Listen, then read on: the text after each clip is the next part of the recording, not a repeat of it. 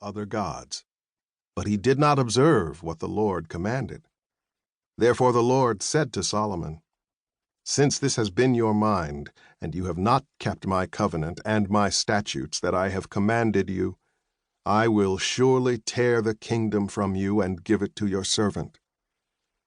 Yet for the sake of your father David, I will not do it in your lifetime. I will tear it out of the hand of your son. I will not, however, tear away the entire kingdom. I will give one tribe to your son, for the sake of my servant David, and for the sake of Jerusalem, which I have chosen." Soon, what the Lord had said came to pass. After Solomon died, the northern tribes of Israel, led by Jeroboam, rebelled, and civil war broke out. As a result, the once unified Israel was divided into two kingdoms. Rehoboam, son of Solomon, became king of Judah, the smaller southern region where Jerusalem and the temple were located. Jeroboam became king of Israel, the larger northern kingdom.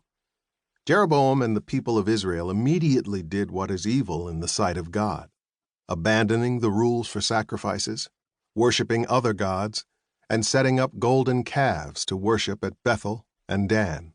And soon, even Rehoboam and the people of Judah went astray, building other high places and worshiping other gods. Neither of these rulers was a man after God's own heart, and neither of the kingdoms lived into their identity as God's people. There was continual warfare between Rehoboam and Jeroboam, between the northern and southern kingdoms, and when Rehoboam died and his son Abijah succeeded him, things didn't get any better. The kingdom remained divided, and the people continued to sin. The kings of Israel were particularly evil, scorning the ways of God and leading people further and further astray. The kings of Judah were not much better. Occasionally, a good king, like King Asa of Judah, would arise and do what was right in the sight of the Lord, removing idols and returning to God. But inevitably the people would turn to sin again, either because of or in spite of their leader. The people of Israel, who had clamored for an earthly king, were experiencing that reality.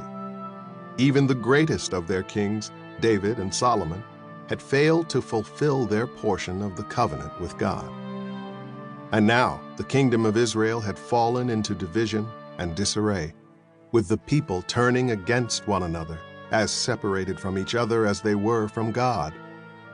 God was not finished with them yet, but it was a dark time indeed.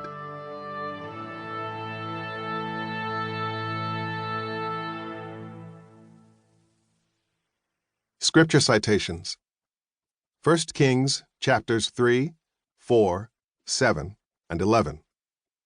2 Chronicles chapters 3, 4, 5, and 7. Questions for the journey. 1. When God appears to Solomon at Gibeon, he says, "Ask what I should give you." What would you ask God for if he appeared to you in a dream? 2. Solomon is renowned for his wisdom. Who are some of the wise people in your life? What words of wisdom have they spoken to you? 3. Solomon is responsible for building the temple, the sacred place of worship where God chooses to dwell among the people. What do you notice about the temple? How does it compare to the places where you have worshiped God? 4. The story says that the glory of the Lord filled the temple. Where are some of the places that you have seen the glory of the Lord? What was that like? 5. Thus far in the story, we have heard the stories of many different leaders: Abraham, Moses, Deborah, Saul, David, and Solomon.